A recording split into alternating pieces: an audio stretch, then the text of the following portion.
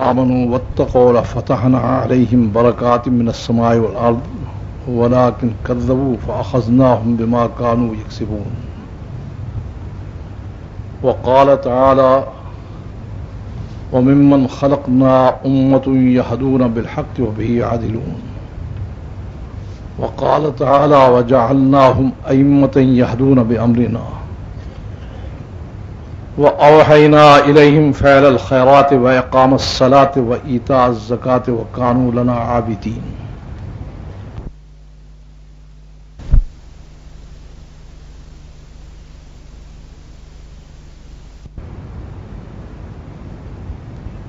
دنیا میں مسئلے دو ہیں، ایک مسئلہ انسانیت اور ایک مسئلہ امت مسلمہ۔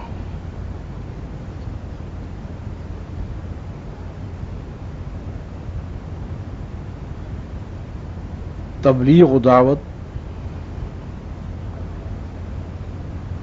یہ دونوں مسئلوں کا حل وحید ہے، ایک حل ہے اور یہ بھی آسمانی نظام سے مقرر ہے، لوگوں کے دماغی منصوبے سے اس کا تعلق نہیں ہے۔ یہ میں اس لیے کہہ رہا ہوں کہ عام طور پر ذہن اس طرف جاتا ہے کہ تبلیغ کا کام جیسے دین کے اور کام ہو رہے ہیں اسی طرح سے یہ بھی ایک کام ہے۔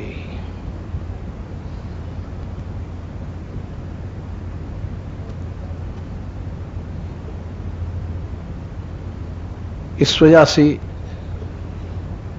جو کرنے والے ہیں، کام کرنے والے ہیں، وہ بھی ثابت قدمی سے اور یکسو ہو کر نہیں چل پاتے، اور جو کام سے متعلق نہیں ہیں وہ بھی یہ سمجھتے ہیں کر لیا نہیں کر لیا تو کیا فرق پڑتا ہے۔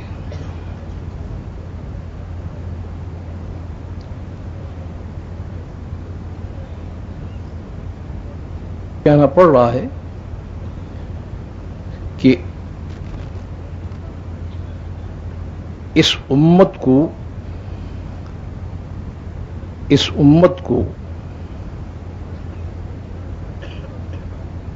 اللہ نے فوقیت دی ہے تمام اس سے پہلی امتوں پر،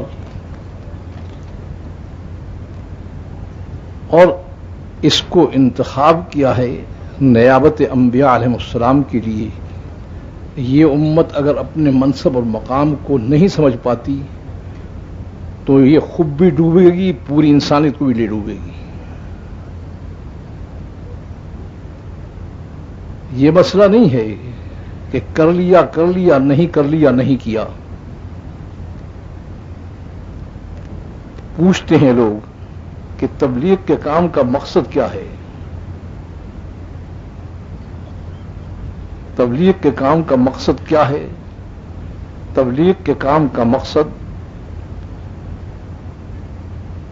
دو باتیں ہیں۔ اس امت کو اپنی ذمہ داری کا احساس دلا کر اس ذمہ داری کو ادا کرنے کے لیے تیار کرنا، اور اس ذمہ داری کو اپنے دماغوں کے سوچے ہوئے منصوبوں کے بجائے اللہ کے نظام مقرر اور مرتب کی طرف لانا۔ یہ نہیں ہے کہ دین کا کام کرنا ہے، کہ کبھی یہ دعا مت کرنا کہ اللہ تو ہمیں دین کی خدمت کے لیے قبول فرما، یہ بھول کر بھی دعا نہیں کرنا۔ جب دعا کرو یہ کرو کہ اے اللہ تعالی ہمیں دین کی خدمت کے لیے حضور اکرم صلی اللہ علیہ وسلم اور صحابہ کے طریقے پر قبول فرما۔ اگر ساری عمر اپنی مرضی سے نماز پڑھتا رہے تو نماز نہیں ہوتی، اسی طرح سے اگر اپنی ترتیب اور اپنے دماغی منصوبوں اور اسکیموں سے دین کا کام کرتا رہے، وہاں صفر لگتا رہے گا، یہ سمجھتا رہے گا کہ میں دین کے لیے مر رہا ہوں، جس دن یہ کہا گیا ہے نا الیوم اکملت لکم دینکم، یہ وہ دن ہے کہ حضور اکرم صلی اللہ علیہ وسلم سے پورے نظام کو مرتب منظم کر کے بتا دیا گیا تھا. کسی چیز کو ہمارے حوالے نہیں کیا ہے اللہ نے، اور ہمارے حوالے کیا کرتے، نبی کے حوالے نہیں کیا تو ہمارے کیا حوالے کرتے ہو.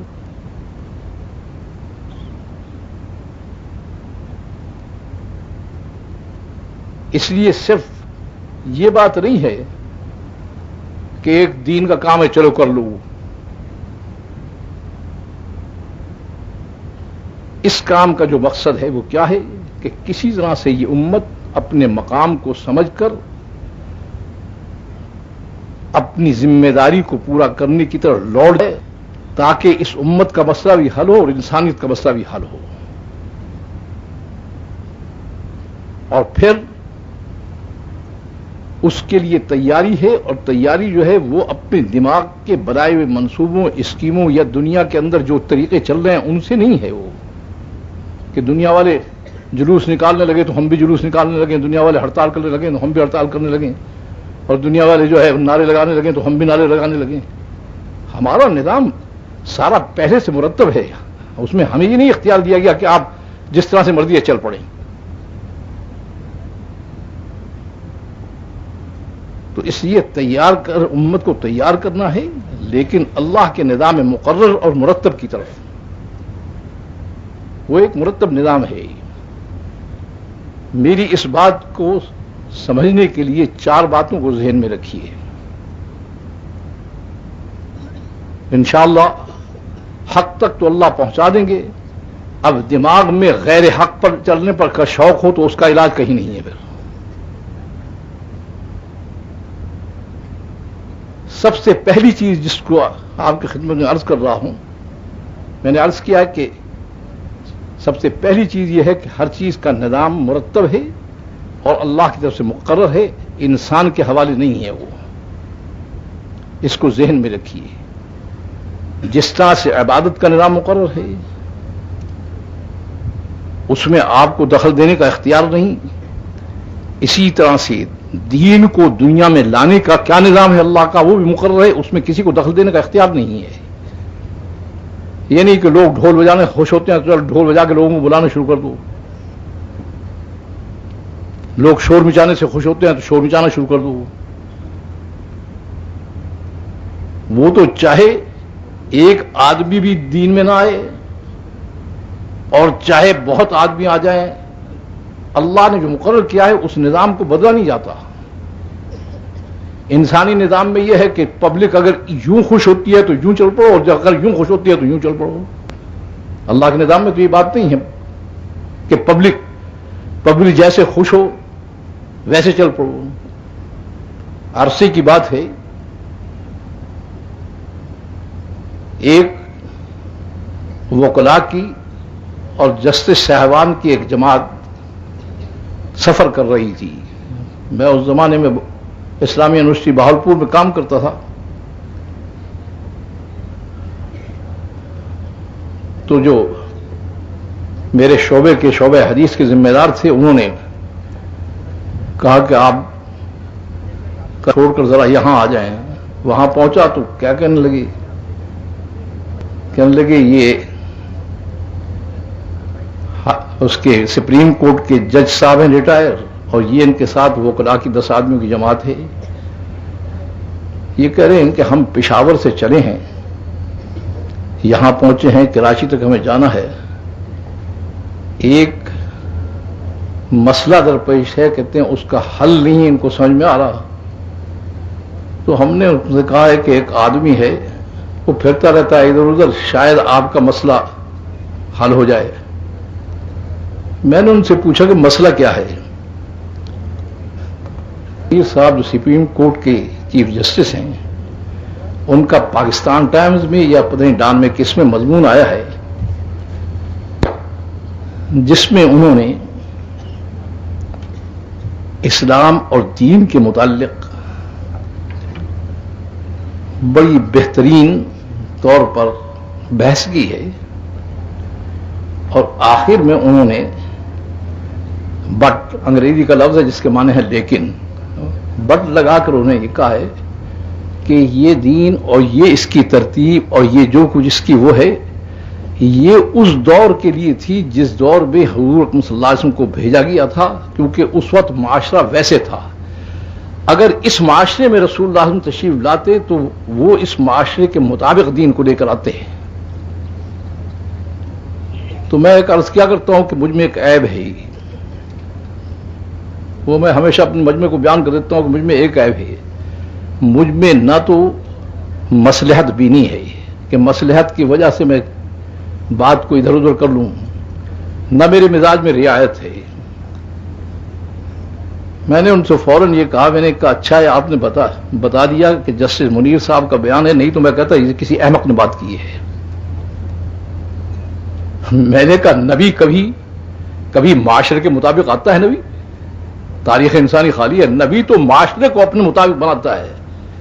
اگر معاشرے کے مطابق نبی آئے تو پھر جھگڑا نبی سے کہیں کس بات کا ہو؟ یہ پوری قومیں جو نبی سے جھگڑتی رہی ہیں اور پوری امتیں ہیں، وہ نبی کے اگر معاشرے کے مطابق آئے تو پھر جھگڑا کس بات کا ہے؟ وہ تو معاشرے کو کہتا ہے کہ تم جس پر چل رہے ہو یہ جہنم میں لے جائے گا، تمہیں اپنی پورے نظام حیات کو بدلنا پڑے گا۔ وہ صرف نماز پڑھانے کے لیے نہیں آتا، وہ کہتا ہے پورا نظام حیات بدلنا پڑے گا تمہیں۔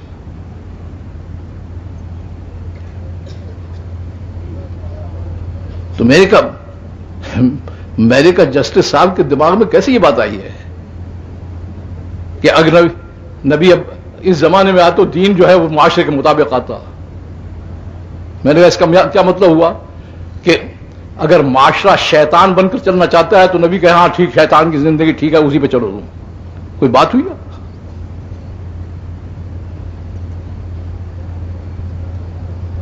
تو میں اس لیے عرض کر رہا ہوں کہ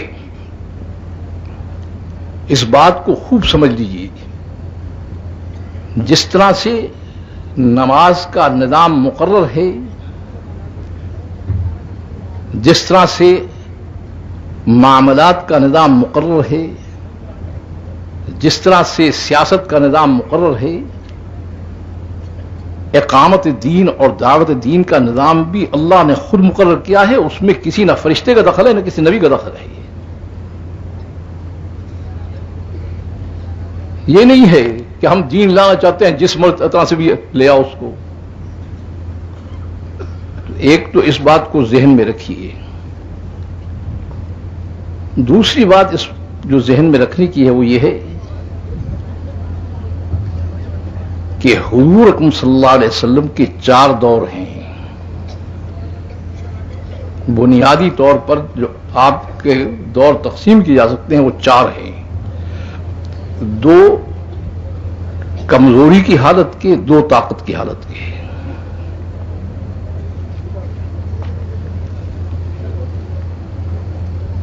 دو کمزوری کی حالت میں ہیں کہ اگر مسلمان کمزور ہوں تو ان کو کیا کرنا چاہیے، طاقت میں آئیں تو پھر کیسے چلنا چاہیے۔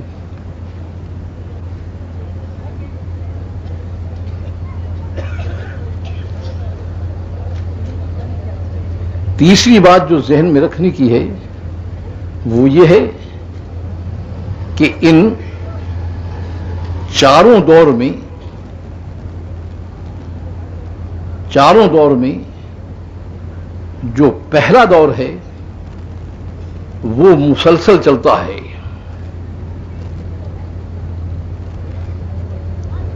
اور جب وہ دور ٹوٹتا ہے تو پھر چاروں دور ٹوٹ جاتے ہیں۔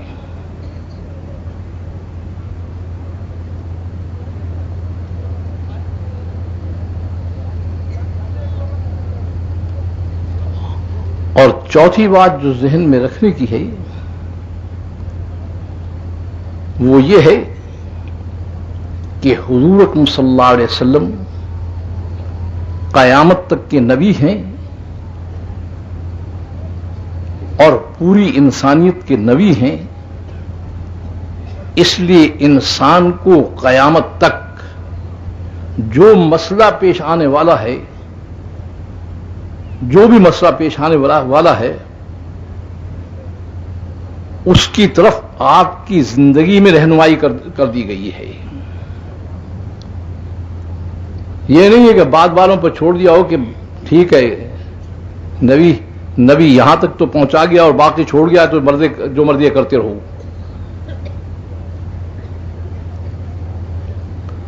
اب اس میں نے عرض کیا ہے کہ پہلے تو یہ بات ہے کہ نظام اللہ کی طرف سے مقرر اور مرتب ہے.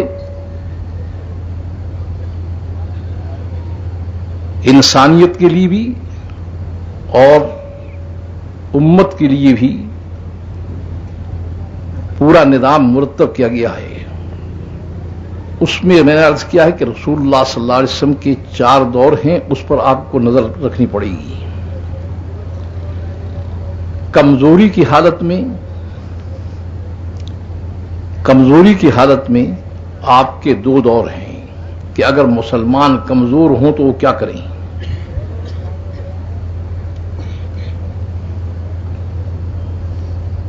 اس دور میں آپ سب سے پہلی چیز جو دیکھیں گے، نہ نماز ہے، نہ روزہ ہے، نہ حکومت ہے، نہ خلافت ہے، نہ جہاد ہے، نہ کوئی چیز ہے. اس میں صرف دعوت ہے.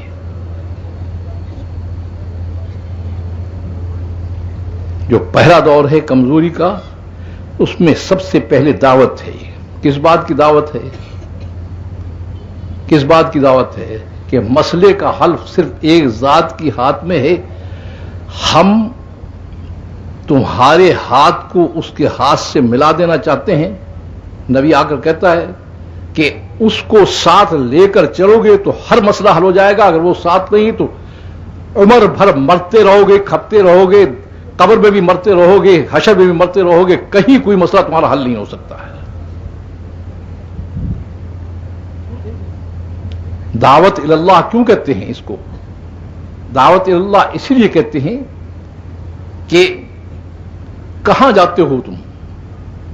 کوئی کہتا ہے مال سے یہ ہوتا ہے، کوئی کہتا ہے ملک سے یہ ہوتا ہے، کوئی کہتا ہے اکثریت سے یہ ہوتا ہے، کوئی کہتا ہے کہ جو ہے تجارت سے یہ ہوتا ہے، کوئی کہتا ہے زراعت سے ہوتا ہے. کسی سے کچھ نہیں ہوتا.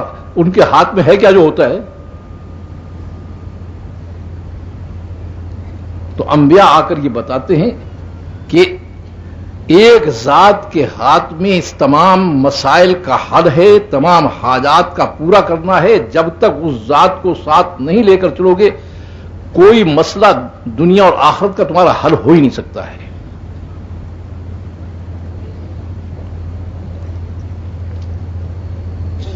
تو یہ دعوت اللہ کا دور پہلا ہے. اب اس میں پبلک 2 حصے میں تقسیم ہو جایا کرتی ہے. ایک حصہ کہتا ہے کہ بات سمجھ میں آ گئی ہے، بات سمجھ میں آ گئی ہے، ہم اپنا رابطہ اور تعلق اللہ کی ذات سے پیدا کرنا چاہتے ہیں.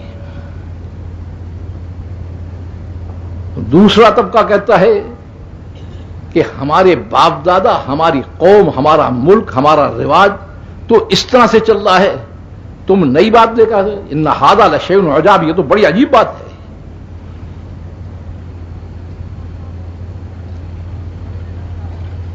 کہ باپ دادا سارے اس طرح چلتے ہیں، رواج ایسا ہے، قوم ایسی چل رہی ہے، ملک کے لوگ ایسے چل رہے ہیں جس پر آج مرتے ہیں، کیونکہ آج کا فیشن یہ ہے، آج کا رواج یہ ہے، اور تمہارا فیشن جہنم میں جائے.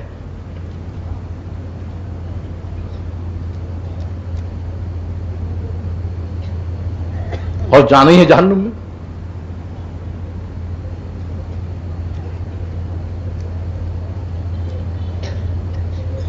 اجعل الآلہۃ الہا واحدا ان ھذا لشیء عجاب. یہ کیا کہتے ہو تم کہ ساروں سے منہ موڑ کر ایک کے بن جائیں؟ یہ بڑی عجیب بات ہے، ہمیں نہیں سمجھ میں آتی یہ بات. اور اس سے عجیب بات آپ کو بتا رہا ہوں، وہ تو انہوں نے نبی سے کہا تھا عجاب، اس سے عجیب آپ کو بات بتا رہا ہوں. وہ تو ایک آبائی دین کے حامل تھے، اس لیے کہتے تھے. یہ مسلمان جو اپنے آپ کو مسلمان کہتا ہے، یہ کیا کہتا ہے؟ وہ تو غیر مسلم کہتا تھا. یہ کہتا ہے اچھا سارے رواج کو، سارے فیشن کو، سب کو چھوڑ کے. وہ پچھلے دنوں غالباً صدر صاحب کا یا کس کا کوئی مضمون آیا تھا اخبار میں وہ میرے پاس لے کر آئے، کہنے لگے جی یہ کہتے ہیں کہ جو ہے وہ دقیانوسی اسلام، اس کے اس دور میں چلنے کی کوئی گنجائش نہیں ہے۔ میں نے کہا بالکل صحیح کہتے ہیں۔ کیوں؟ اس وجہ سے کہ ہمیں ایسا اسلام چاہیے جس میں امریکہ بھی ہمیں جوتے مارے، روس بھی جوتے مارے، چین بھی جوتے مارے۔ ایسا اسلام چاہیے کہ سب سے ہماری پٹائی ہوتی رہے۔ وہ دقیانوسی اسلام جس میں ہم سب پر غالب تھے اور سارے ہمارے نیچے تھے، وہ اسلام نہیں چاہیے۔ میں نے کہا اس اسلام میں اور اسلام میں کیا فرق ہے؟ میں نے کہا اس میں فرق یہ ہے کہ وہ اسلام کہتا ہے کہ پوری زندگی کو اللہ کے حوالے کرو، اور یہ اسلام کیا کہتا ہے کہ پوری زندگی کو اللہ کے بجائے فلاں ملک کے فیشن، فلاں ملک کے رواج، فلاں ملک کی کرو، شکل ہماری کسی کی ہو، علم ہمارا کسی کا ہو، عقل ہماری کسی کا ہو، لباس ہمارا کسی کا ہو۔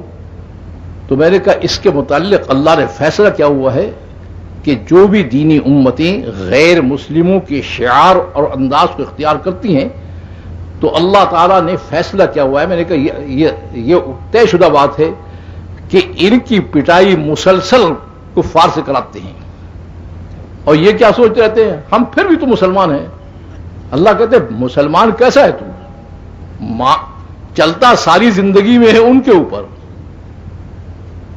شکل اس کی، طریقے اس کے، رہن سہن اس کا، اور اس کے بعد کہتا ہے میں مسلمان ہوں۔ تو کہتے ہیں ہم کیوں کرتے ہیں؟ ہم غیر مسلموں سے اس لیے ان کی پٹائی کراتے ہیں تاکہ شاید آنکھ کھل جائے اور میری طرف رجوع کر لیں، لعلہم یرجعون۔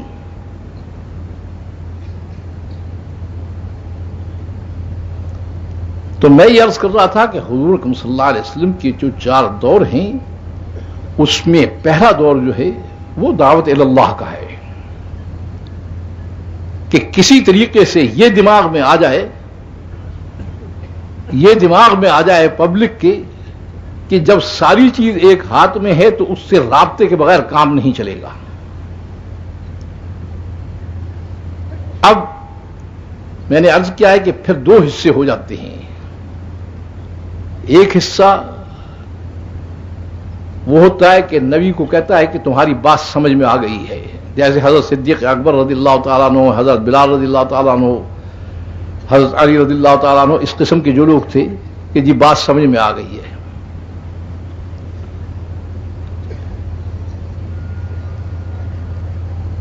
تو ایک طبقہ تو وہ ہے۔ دوسرا طبقہ کہتا ہے کہ ہم اپنے آباء و اجداد کے طریقوں کو، اپنے رواج کو، اور ان کو جو ہم نے طریقے اختیار کر رکھے ہیں، وہ نماز پہ جھگڑا نہیں ہوتا، وہ پوری زندگی کے نظام پر جھگڑا ہوتا ہے۔ وہ کہتا ہے اس کو پلٹنا ہے پورا۔ جیسے آج کل مسلمان کہتے ہیں نا، یوں کہ نماز تو اللہ کی پڑھ لیں گے، اور رہنا سہنا، کھانا پینا، شادی بیاہ سارا جو ہے غیر مسلموں کی طرف کریں گے۔ نبی اس پر تیار نہیں ہوتا، وہ کہتا ہے نہیں، پلٹنا ہے، سارا پلٹنا ہے نظام کو۔ اب اس میں وہ کیا کہتا ہے؟ وہ کہتا ہے کہ اس بات کو طے کرو کہ ایک کی ماننی ہے چاہے سارے نادار ہو جائیں۔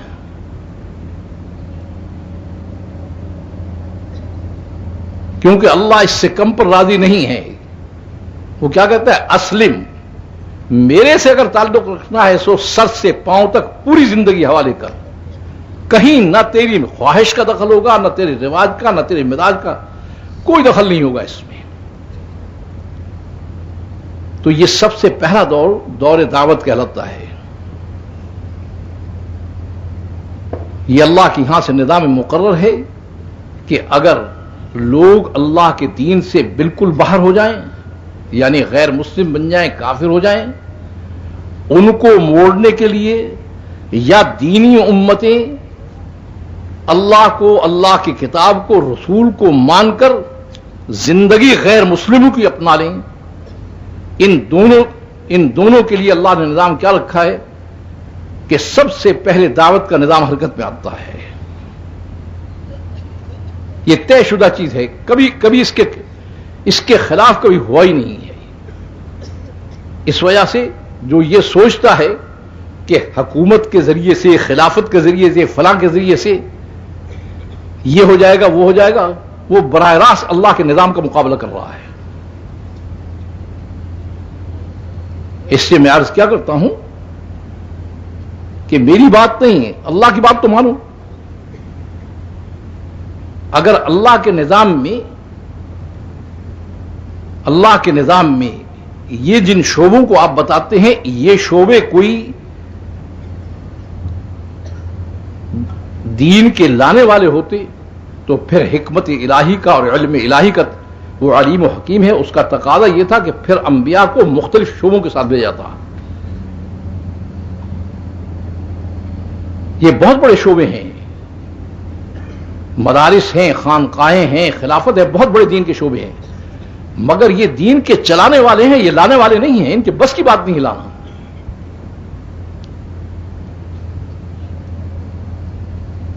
اس کے لیے گالی سننی پڑتی ہیں، اس کے لیے دھکے کھانے پڑتے ہیں، اس کے اوپر پتھر برستے ہیں، ان کے منہوں پر تھوکا جاتا ہے. یہ شعبے اس کو برداشت کر سکتے ہیں؟ ان کے بس کی بات نہیں ہے. یہ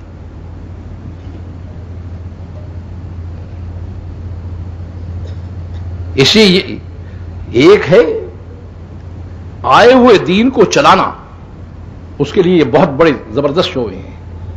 ایک ہے گئے ہوئے دین کو لانا، وہ یہ لا نہیں سکتے، لانے کے لیے وہ اصحاب دعوت ہے اس کے لیے.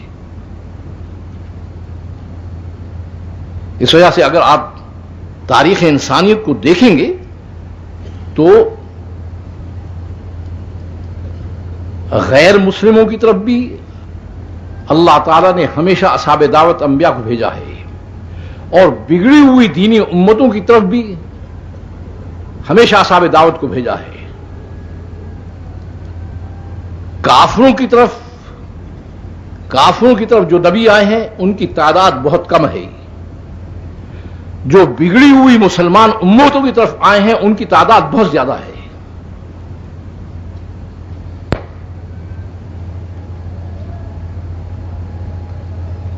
تو اس لیے سب سے پہلا اگر مسئلہ آئے گا اللہ کے نظام کے مطابق تو سب سے پہلا جو شعبہ حرکت میں آئے گا وہ دعوت کا آئے گا.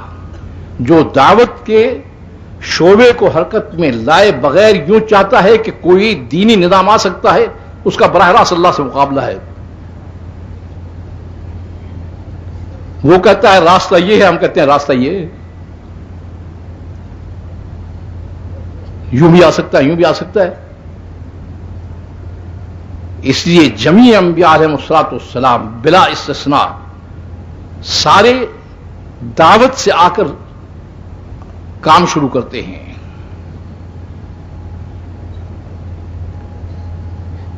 تو میں نے عرض کیا ہے کہ اب یہ دعوت کا شعبہ، یہ دعوت کا شعبہ سب سے پہلے ہے. اور اس میں ساتھ عرض ایک بات کرتا جاتا ہوں، وہ یہ ہے کہ اور امتوں میں اور آپ میں فرق ہے. اور امتوں کے ذمے یہ شعبہ نہیں تھا، وہ ان کے انبیاء کے ذمے تھا.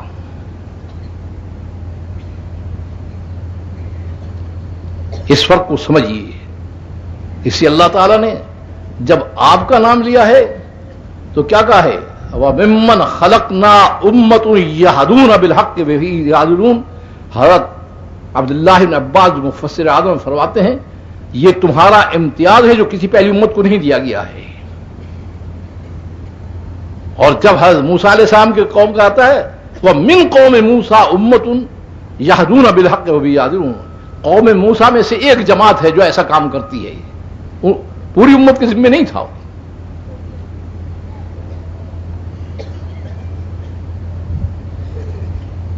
اسی جہاں آپ کو کہا گیا ہے کنتم خیر امت، تو آگے بتا دیا گیا اخرجت للناس.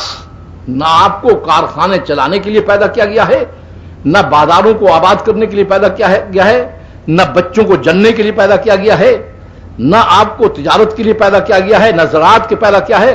آپ کو سب سے بڑے مسئلے کے لیے اس امت کو تیار کرایا گیا ہے کہ انسان کو انسان بننا سکھائیں، انسان کو انسانیت کی طرف بلائیں، انسان کو بتائیں کہ اللہ سے تعلق کیسے قائم ہو سکتا ہے. اس کے لیے اس امت کو تیار کرایا گیا. ہمارا مسئلہ یہ نہیں ہے، ہمارا مسئلہ اس سے دوسرا ہے کہ جو کافر مسلمان ہو جاتا تھا اس کو آپ کس کام پہ لگاتے تھے؟ یہ ٹھیک ہے کہ کافر اسلام میں آیا دعوت کے ذریعے سے، اسلام میں آنے کے بعد وہ نماز پڑھتا تھا، روزہ پڑھتا تھا، کہ قرآن شریف دیکھ کر اس کو کعبے میں بٹھا دیتے تھے، کہ تسبیح پڑھواتے تھے. کیا کرتے تھے آخر وہ؟ میں نے کہا ہم جو یہ بات کہہ رہے ہیں وہ کیا کہہ رہے ہیں؟ ہم یہ کہہ رہے ہیں کہ مسلمان ہونے کے بعد سب سے پہلی جو ذمہ داری ڈالی گئی ہے اس امت پر، دین پر چلنے کی نہیں ڈالی گئی بلکہ دین کی محنت کرنے کی ڈالی گئی ہے. میں نے کہا وہ علیم و حکیم ہے کہ کہیں اس امت کے دماغ میں یہ بات آ جائے کہ پہلی امت میں دین پہ چلتی تھی، ہم بھی دین پر چل دیں گے، ہمارا ہو جائے گا. اس وجہ سے دین کو بالکل روک دیا. 9-10 سال تک دین کا ایک حکم بھی نہیں دیا گیا. اور جو اسلام میں آیا یہ دار ارقم کا جو مدرسہ تھا، اس میں کیا ہوتا تھا کہ جا کر دعوت دو، مار کھاؤ، پٹ پٹا کر یہاں آ جاؤ، پھر اگلے دن نکلو، پھر یہی کاروائی.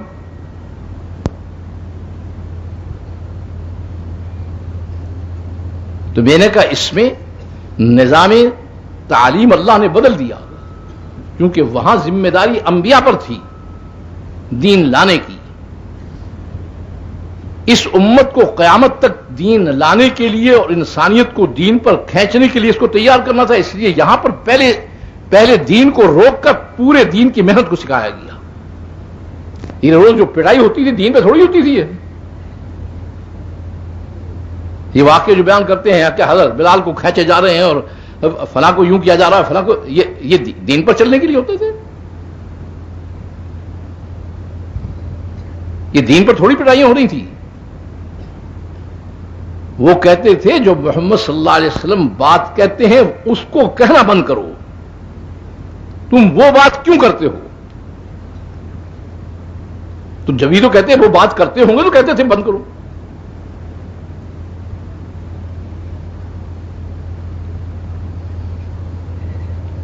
اب جو مسلمان ہوتا تھا وہ دیکھتے ہی تھا کہ یہاں دوسرا کام ہی نہیں ہے،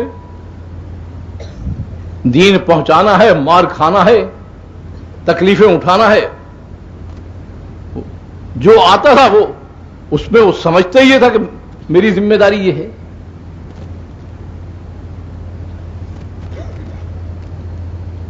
اس لیے یہ دور دعوت بڑا طویل ہے، باقی دور اتنے لمبے نہیں ہیں. یہ 10-12 سال کا یہ دور دعوت ہے.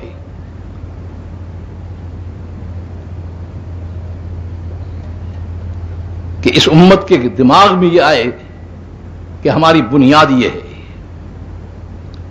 پھر اس دور دعوت کے ساتھ دوسرا دور آیا ہے.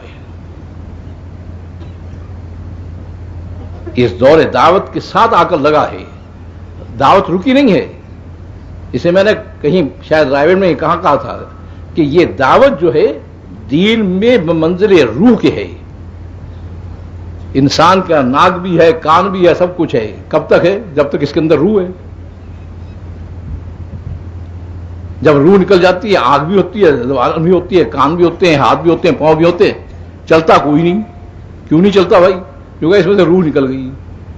تو دین کیوں نہیں چلتا؟ اس وجہ سے کہ اس کی روح نکل گئی.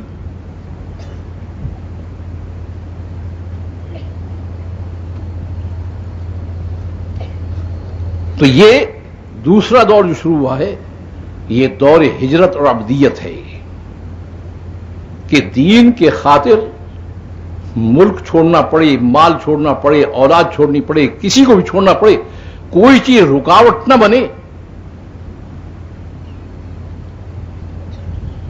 اور اللہ سے تعلق کے لیے عبدیت، عبادت نہیں عبدیت. عبدیت کس کو کہتے ہیں؟ عبادت تو وہ ہیں جو شکل مقرر ہیں، نماز روزے وغیرہ کی. عبدیت کس کہتے ہیں؟ کہ یہ دماغ میں آ جائے کہ ہر حکم کو پورا کرنا ہے چاہے جان جائے اس میں، حکم پہ چلنا ہے، کسی کو نہیں دیکھنا، نفس کیا مطالبہ کر رہا ہے، رواج کیا کہتا ہے، قوم کیا کہتے ہیں، کسی کو نہیں دیکھنا، حکم کو دیکھنا ہے بس۔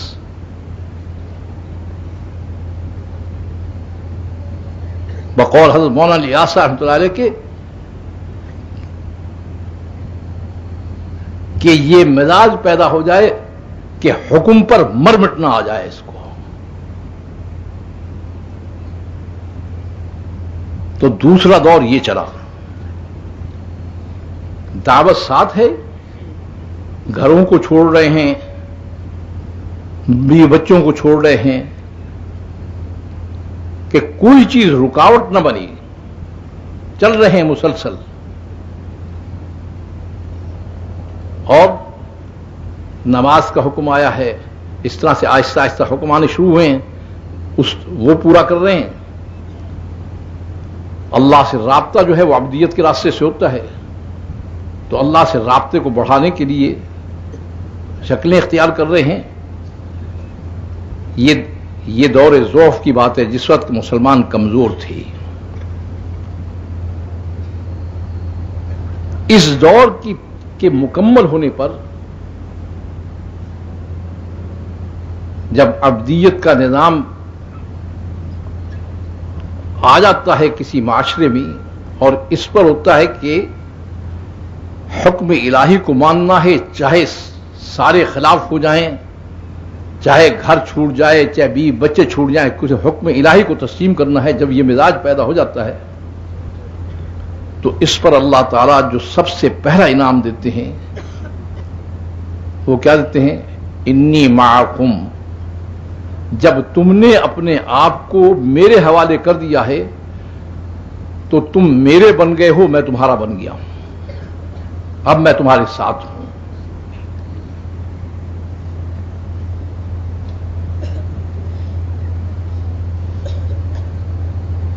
اس وجہ کیا کہا ہے کہ اپنی بلندی اور اپنے اوپر ہونے کو کبھی مت سوچو، وہ صرف ایک صورت میں میسر ہے، انتم الاعلون واللہ معکم، شرط لگائی ہے اللہ نے اس میں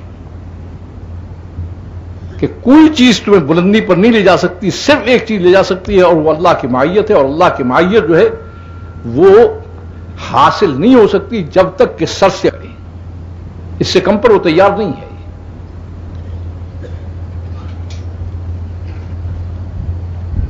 تو یہ دینی امتیں جو ہیں، ان کے اندر جو بگاڑ پیدا ہوتا ہے وہ کس چیز سے ہوتا ہے؟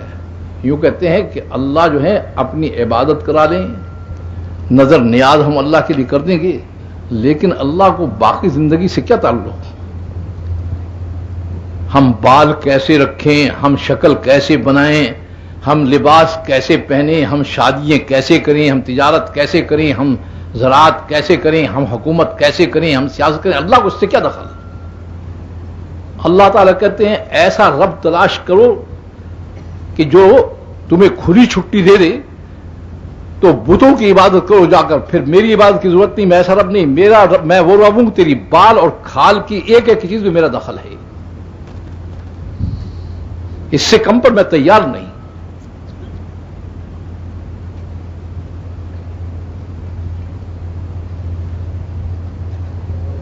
تو اللہ کے نظام میں طے شدہ چیز ہے یہ، کوئی آپ چاہے کوستے رہیں اسرائیل کو، چاہے امریکہ کو، برطانیہ کو، کسی کو نظام میں طے ہے کہ جب عبادت اللہ کی جائے گی، زندگی غیر مسلموں کی اپنائی جائے گی، تو یہ نظام میں طے ہے کہ پھر اس دینی امت کو اللہ تعالیٰ سزا جو دیتے ہیں وہ کیا دیتے ہیں کہ غیر مسلموں کو جن کی زندگی اپنائی ہے ان کو مسلط کر دیتے ہیں، اور کہتے ہیں خوب پٹائی کرو، کیونکہ وہ مار رہا ہے، مار تھوڑی رہا ہے، وہ اوپر کا نظام مروا رہا ہے، ان کی طاقت ہے مارنے کی۔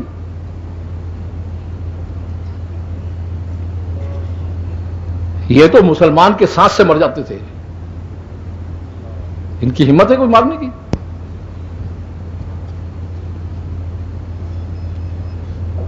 وہ نظام میں ایک بات طے ہے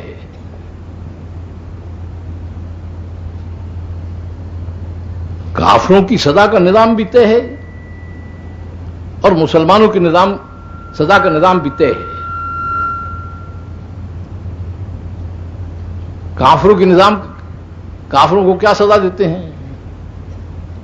کہتے ہیں جب ہم سے تعلق نہیں رکھنا چاہتے اور یہ وسائل قدرت کی طرف دوڑتے ہیں تو ہمارا نظام کیا ہے ان کو سزا دینے کا؟ فلما نسوا ما ذکروا به فتحنا علیہم ابواب کل شیء، ہم ہر چیز کا دروازہ در دروازہ کھول دیتے ہیں اور تمام اسباب وسائل کو اتنا دیتے ہیں کہ یہ کہیں کہ جتنا آج ہم نے اسباب وسائل میں ترقی کی ہے ہم نے کبھی نہیں کی. اور اس کے ساتھ ساتھ مصائب، مسائل، مصیبتیں، آفات اتنی ڈال دیتے ہیں، جتنے وسائل بڑھاتے جائیں گے اس کے ساتھ ساتھ ہم اس کے مصائب اور مصیبتیں بھی ہم بڑھاتے جائیں گے. کہیں گے اتنی کبھی ترقی نہیں کی اور جتنی مصیبت میں اب گرفتار ہیں ہم کبھی گرفتار نہیں. دونوں اقرار کرتے ہیں ان سے.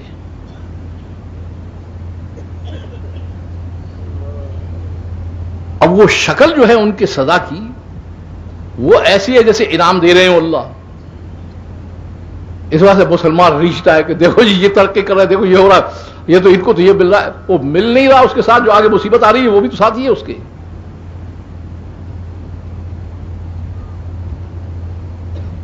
اور بگڑی ہوئی دینی امتوں کو سزا کیا دی ہے؟ بگڑی ہوئی دینی امتوں کو سزا یہ دی ہے کہ پھر ان کو مسلط کرتے ہیں. ان غیر مسلموں کو کہتے ہیں کہ ٹھیک ہے یہ تمہاری زندگی انہوں نے اپنائی ہے، اب تم ان کے اوپر حکومت بھی کرو، ان کو غلام بھی بناؤ، ان کی پٹائی بھی کرو، ان کو سب کچھ کرو. مگر آخر میں کہتے ہیں کہ اس کا مقصد کیا ہے کہ شاید جلاد کے پیٹنے سے اصل کی طرف رجوع کر جائے. اس کو ہوش آئے کہ میرا مقام تو فاتح کا تھا، میں مفتوح بن گیا ہوں، میرا مقام غالب کا تھا، مغلوب بن گیا ہوں، میرا مقام حاکم کا تھا، محکوم بن گیا. اگر قصہ کیا ہے؟ شاید اس کی کھوپڑی میں یہ بات آ جائے اور یہ میری طرف رجوع کر جائے. تاریخ انسانی میں ایک مثال نہیں آپ دے سکتے، پوری ذمہ داری کے ساتھ کہہ رہا ہوں، کہ اللہ کی معیت کے علاوہ کبھی دینی امتیں اوپر گئی ہوں. ایک مثال نہیں آپ بتا سکتے.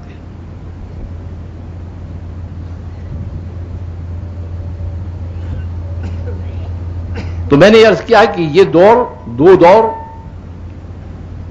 ایک دور دعوت کہلاتا ہے، پھر دوسرا ہجرت اور عبدیت کا دور ہے. اس کی تکمیل پر اللہ کی معیت حاصل ہوتی ہے ان دینی امتوں کو. اب دوسرا دور شروع ہو جاتا ہے اس کے بعد. وہ دور نصرت اور غلبے اور جہاد کا دور ہے. مگر کیا کہتے ہیں؟ کہتے ہیں جہاد اس لیے نہیں کہ تم ان کی گردنیں اڑاؤ،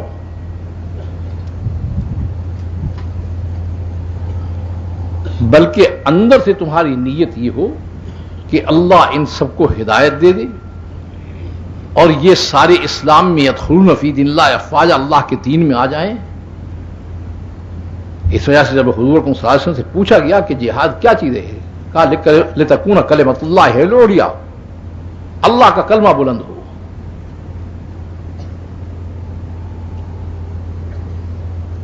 اس لیے میں نے عرض کیا نا کہ وہ چیز ساتھ چلے گی، جو پہلا دور ہے وہ ساتھ چلے گا. اگر وہ دور رک جائے گا، صرف مارنا مرنا رہے گا، بات نہیں چلے گی اس سے. اب یہ دور چلتے چلتے اس میں مسلمانوں کو اتنا غلبہ حاصل ہو جاتا ہے کہ کوئی ان کے سامنے ٹھہر نہیں سکتا. اور ٹھہرے کیسے؟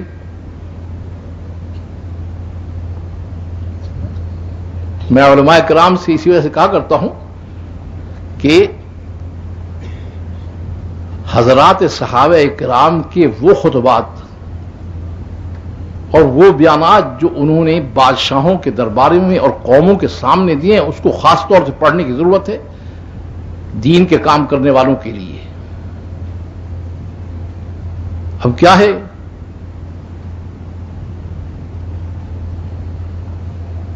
آپ دیکھیں ان کا انداز دیکھیں. کسرا کے دربار میں ہیں، وہ کہتا ہے کہ تمہارے آنے کا مقصد کیا ہے؟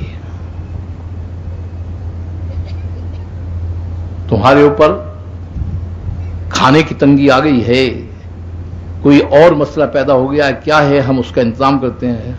تو صحابہ کرام کیا کہتے ہیں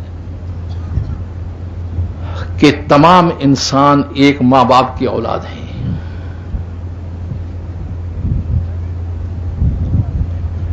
اور ان کا ایک ہی رب ہے. ہم بھی تمہاری طرح بگڑے ہوئے تھے، ہم میں اللہ نے اپنے رسول کو بھیجا، اس نے آ کر ہمیں یہ بتایا کہ پوری انسانیت ایک ماں باپ کی اولاد ہے. یہ اگر ایسی زندگی گزار دے گی کہ جو اللہ کو راضی کرنے والی ہو تو دنیا بھی اس کی عافیت کی ہوگی، آخرت کی عافیت ہوگی. ہم اس نظام عافیت کو لے کر امتوں کی طرف آ رہے ہیں اور لوگوں کے سامنے پیش کر رہے ہیں. اب یہ پورا انہوں نے یہ نہیں کہ پہلے ہاتھ کو ہم آئے تو مارنے کے لیے، کرنے کے لیے ہے، آ گئے مجاہدین اسلام لنگوٹ کس کے، یہ تھوڑی کہا انہوں نے. وہ تو پہلے ساری چیز ان کو سمجھانے کی کوشش کی. تو بادشاہ نے کہا کہ بات تمہاری بڑی معقول معلوم ہوتی ہے، لیکن میرا ایک سوال ہے، وہ یہ ہے کہ تم ہمارے ملک کا اتنا حصہ جو فتح کر کے آئے ہو، اگر ہم تمہارے دین میں آ جائیں تو اس کا کیا بنے گا؟ اتنا علاقہ تم نے ملک کا ہمارے فتح کر لیا ہے، تو فاتحان ملک تو جس علاقے پہ قبضہ کر لیتے ہیں اس کو چھوڑنے کو تیار نہیں ہوتے. ہم اگر تمہارے دین میں آ جائیں تو وہ علاقہ جو ہے اس کا کیا، وہ سارا علاقہ تمہارے حوالے کر دیں گے، تمہیں اپنے سینے سے لگائیں گے. اور اگلی بات بھی تمہیں کہہ دیتے ہیں کہ پھر تم ہمارے بھائی ہو، تم اگر اجازت دو گے کاروبار یا تجارت کے لیے آنے جانے کی تو آ جائیں گے، اگر تم اس کے لیے تیار نہیں تو ملک تمہارا ہے، تم چاہو جو کرو. بس ہم تو اس مبارک زندگی کو دینے کے لیے آئے ہیں جو ہمارے نبی نے دی ہے، یہ اختیار کر لو تو ہمارا تم سے کوئی جھگڑا ہے نہیں.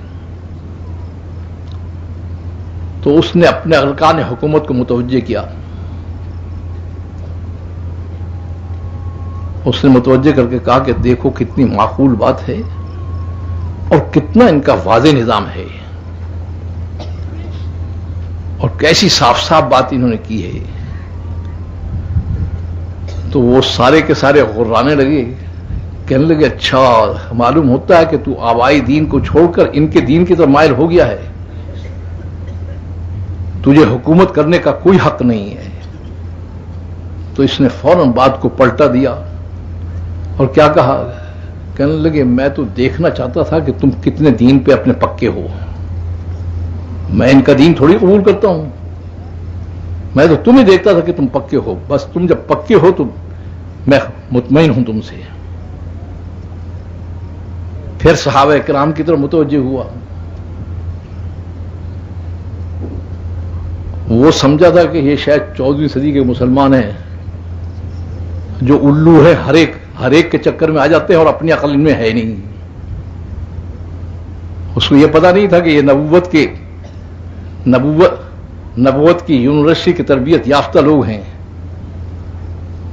اس نے کہا بات یہ ہے کہ تم نے جس چیز کو پیش کیا ہے وہ بڑی مناسب معلوم ہوتی ہے، لیکن تمہیں معلوم ہے کہ اس کا فوری فیصلہ تو نہیں ہو سکتا،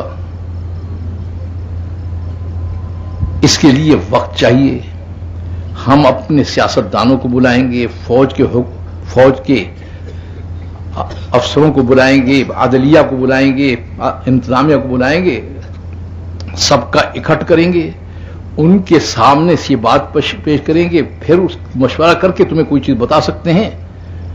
تو اس کے لیے تم ہمیں کتنا وقت دے سکتے ہو؟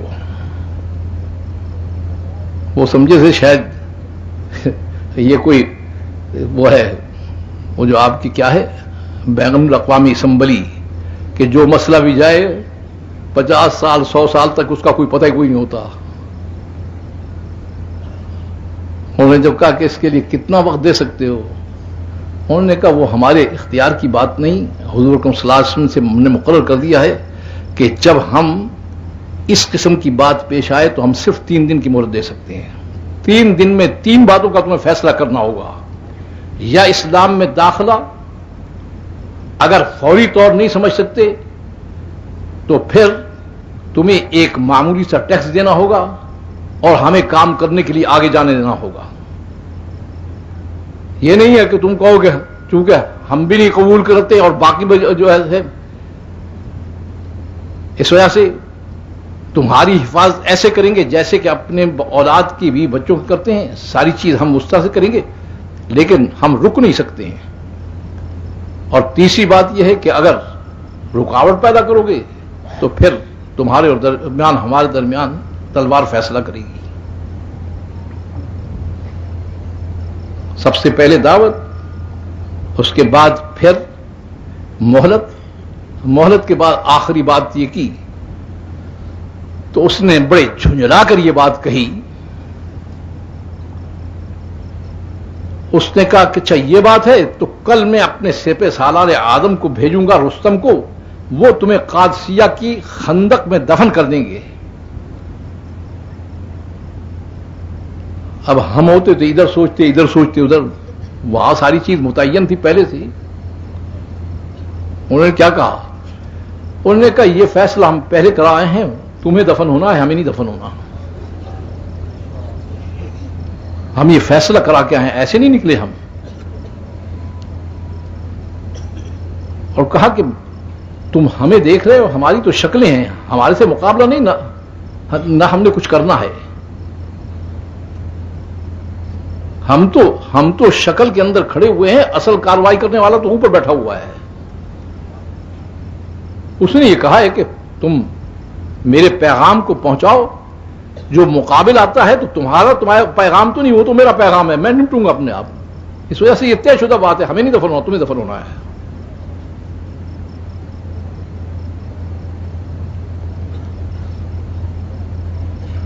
میں اس لیے عرض کر رہا ہوں کہ تاریخ انسانی میں پہلے بھی کئی دفعہ کہہ چکا ہوں، تاریخ انسانی میں آپ ایک مثال نہیں بتا سکتے کہ کبھی کفار کو، کافروں کو، غیر مسلموں کو انسانوں نے شکست دی ہو. ان کو ہمیشہ ربانی مار مارتی ہے. ان کو یہ ضرب ربانی سے مار کھاتے ہیں، ضرب انسانی سے مار نہیں کھاتا کفر. یہ جو آپ دیکھتے ہیں تاریخ میں کہ مسلمانوں نے فلاں کا فتح، وہ تو مارے ہوئے کو آپ نے مارا جا کر. ضرب ربانی کی وجہ سے تو سینکڑوں سال تک اٹھنے کے قابل نہیں ہوتے وہ. آپ ان مرے ہوئے کو مارتے رہے تو آپ سمجھتے رہے کہ ہم یوں کر رہے ہیں، ہم کر رہے ہیں.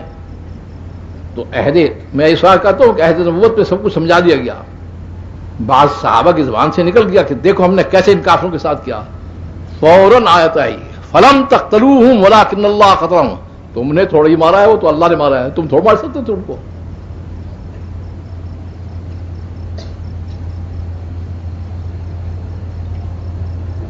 اب اس دور میں جو مسلمان مشکل میں پھنسا ہوا ہے نا، یہ کیوں پھنسا ہوا ہے؟ یہ کیا کہتا ہے؟ یہ اللہ سے ضرب نہیں لگوانا چاہتا، خود کفر کو ضرب لگانا چاہتا ہے. کفر آپ کے مار سے تھوڑی مار کھاتا ہے وہ،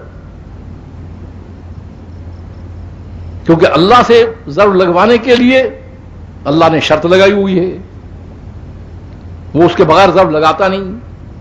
کہتا ہے پہلے ان کو دعوت دو، پہلے ان کو دعوت دو اور دعوت کا حق ادا کر دو کہ وہ کل کو مجھے آ کر یہ نہ کہیں کہ ہمیں تو کسی نے بات سمجھائی نہیں تھی، کنا غافلین، ہم تو غافل تھے.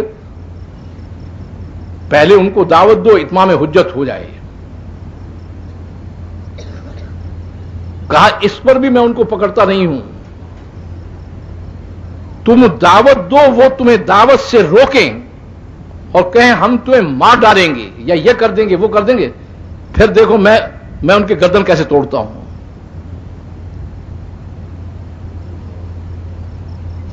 اور ہم کیا کہتے ہیں؟ ہم کہتے ہیں اللہ شرطیں لگاتے رہیں، ہم خود لنگوٹ کس کے ان کا مقابلہ کریں گے، دیکھو یوں کر دیں گے وہ کر دیں گے. اللہ کہتے ہیں اچھا کر لو. اس بات سے روز پٹ پٹ کے آ جاتے ہیں، بنتا بناتا کچھ ہے نہیں.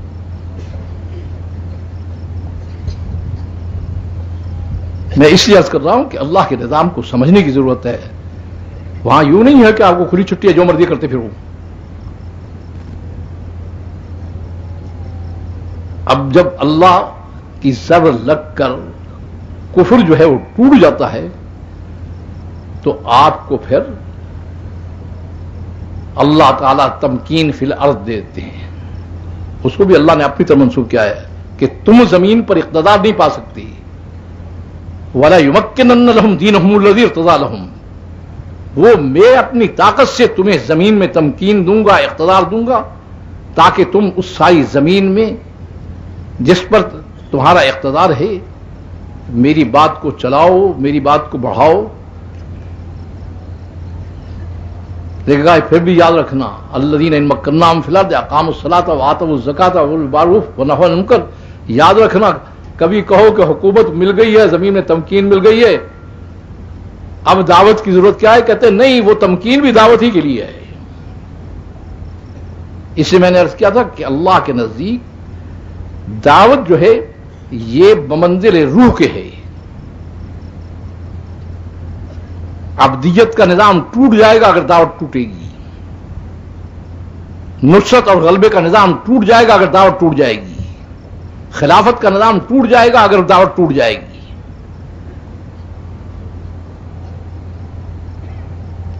اب وہ ٹوٹتی ہوئی چونکہ خلافت نظر آتی ہے تو لوگ کہتے ہیں اس کو بحال کرو. وہ بحال کیسے ہو جائے؟ وہ تو ٹوٹی اس لیے کہ نیچے سے بنیاد ٹوٹی ہے اس کی.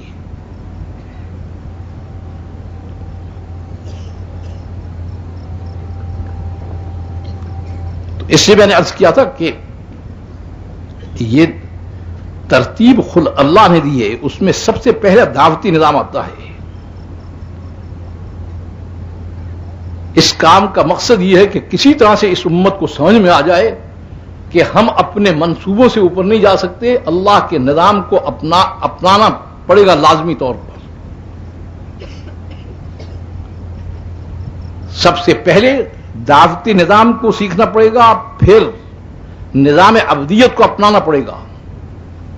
ان دونوں چیزوں کے آنے پر اللہ ساتھ ہوتے ہیں، پھر اگلے دونوں نظام چلتے ہیں. آپ چاہتے ہیں الٹا چلانا، آپ کہتے ہیں پہلے خلافت قائم ہو جائے گی پھر دین قائم کریں گے، حکومت الہیہ قائم ہو جائے گی دین کریں گے. اللہ کہتے ہیں تیرا دماغ خراب ہو گیا ہے، میں کہتا ہوں ترتیب یہ ہے، تم کہتے ہو ترتیب یہ ہے.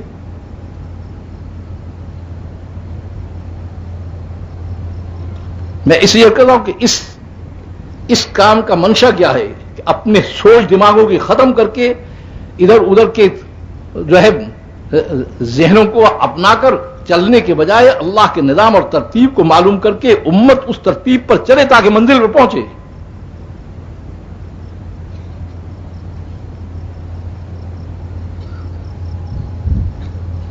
ایک دور دعوت کا وہ ہے کہ یہ امت دعوت کو رسول اللہ صلی اللہ علیہ وسلم سے سیکھ رہی ہے. ایک دور اس کی دعوت کا وہ ہے کہ دنیا کے اندر یہ پھر رہی ہے. تو پہلے جو ہے وہ دور میں دعوت کو بھی سیکھ رہی ہے اور عبدیت کے نظام کو بھی اپنے اندر لا رہی ہے. دعوت ہے اور اس کے ساتھ اپنے آپ کو عبدیت پر لانا ہے اور اوپر کا جو حکم بھی آ رہا ہے اس کو ماننا ہے. اس مزاج کو پیدا کرنا ہے.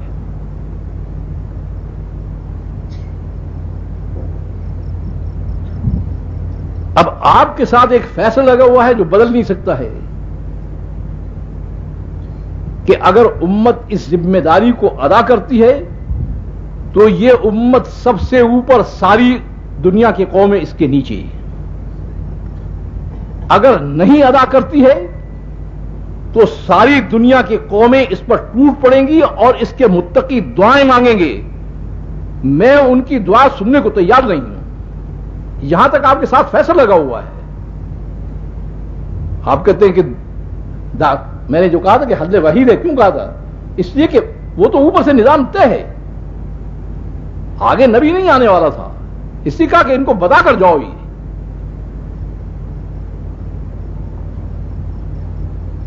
اب جو دوسرے دور ٹوٹے ہیں، دور غلبہ و جہاد اور دور خلافت ٹوٹے ہیں، اب آپ اس کو بحال کرنے کی فکر میں لگے ہوئے ہیں. وہ ٹوٹے اس لیے کہ نیچے سے دعوتی نظام ٹوٹا ہے، چلنا وہیں سے پڑے گا. کبھی نہیں ہوا ایسا، کوئی تاریخ انسان میں مثال نہیں کہ درمیان میں سے پکڑ کے کسی نے کھڑا کر دیا ہو. جو بھی آیا وہ وہاں سے چلاتا ہے اس کو، اس سے کہ اللہ کا نظام مرتب ہے. وہ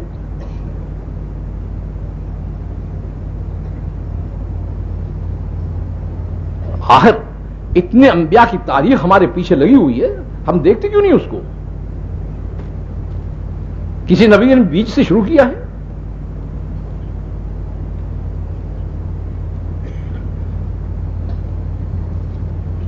یہ بنی اسرائیل کا اتنا بڑا قصہ ہے، فرعون ان کے بچوں کو ذبح کر رہا ہے، وہ کر رہا ہے، سب کچھ ہو رہا ہے، اور کام کو کیا کر رہی ہے حضرت موسیٰ علیہ السلام سے کہ اللہ سے آپ بات کیوں نہیں کرتے؟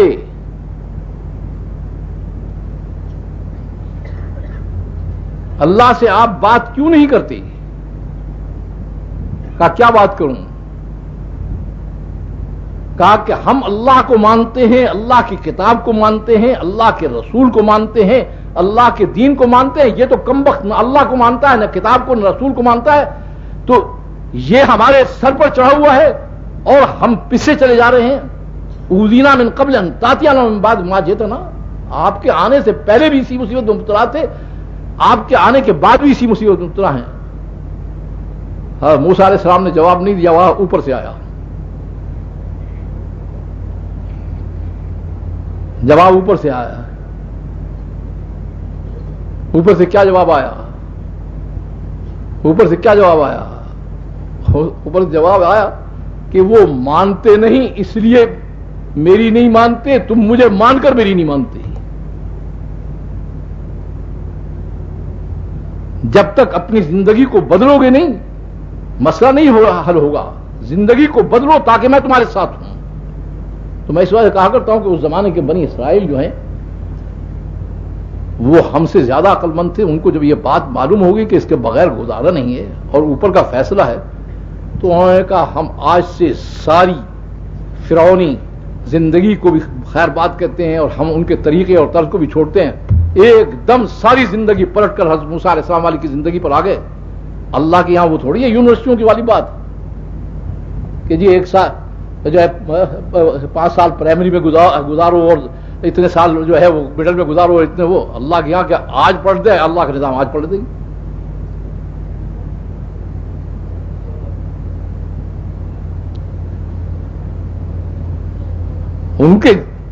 ان کو جب یہ پتہ لگ گیا کہ اس کے بغیر گزارا ہے نہیں، انہوں نے ساری پرانی زندگی کو پلٹ دیا. اب ہم کیا کرتے ہیں؟ ہم کہتے ہیں دیکھو جی یہ عالم، یہ پیر صاحب، یہ بزرگ، یہ دیکھو انہوں نے تو زندگی پلٹی ہوئی، اللہ کی بنائی ہوئی ہے، اللہ کی مدد کیوں نہیں آتی؟ اللہ کہتے ہیں مانگتے تم ساری امت کے لیے عزت ہو، دکھاتے ہو آدمیوں کو تمہاری عقل ماری ہوئی ہے. تم پوری امت کی بلندی چاہتے ہو کہ ان افراد کی بلندی چاہتے ہو؟ جیسے پوری امت کی چاہتے ہیں تو پوری امت کی بلندی چاہتی ہو تو امت کی اکثریت تو زندگی پلٹے نا اپنی.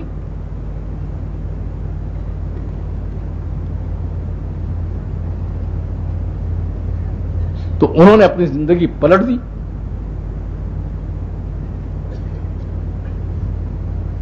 اللہ نے فرعونی نظام کو الٹ کے رکھ دیا.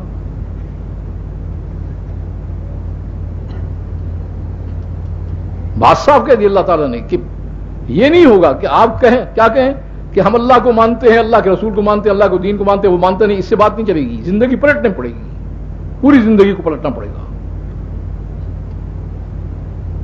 جب پوری زندگی کو پلٹا دے دیا تو پھر کسی کو کہنے کی ضرورت نہیں پڑے گی. اللہ نے کہا کہ بس اپنے قوم کو کہو کہ یولو بیوتکم قبلۃ واقیم الصلاۃ، باہر نماز نہیں پڑھنے دیتا، گھروں کے قبلہ روح بنا لو اور تم اپنا نماز میں لگو اور مجھ سے مانگتے رہو، اس سے میں خود نمٹتا ہوں. یہ دنیا کے فرعون جو ہے وہ انسان تھوڑی ان سے نمٹ سکتا ہے جس چکر میں ہم پڑے ہوئے ہیں. یہ دندناتے تو اسی لیے پھر رہے ہیں کہ ان کو پتا ہے کہ جو ہم سے نمٹنے والا ہے وہ ان کے ساتھ نہیں ہے.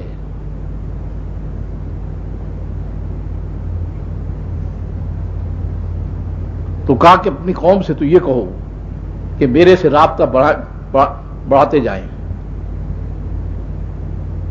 اور کہا فرعون سے بات کرو کہ اب دیکھو اب ہاتھ لگایا تم نے اگر بنی اسرائیل کے کسی آدمی کو تو بچ نہیں سکو گے۔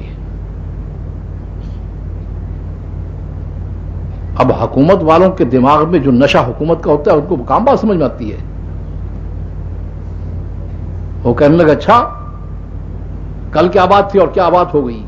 انہوں نے کہا کل بات یہ تھی کہ ان کے ساتھ وہ طاقت نہیں تھی، وہ صرف میرے ساتھ تھی۔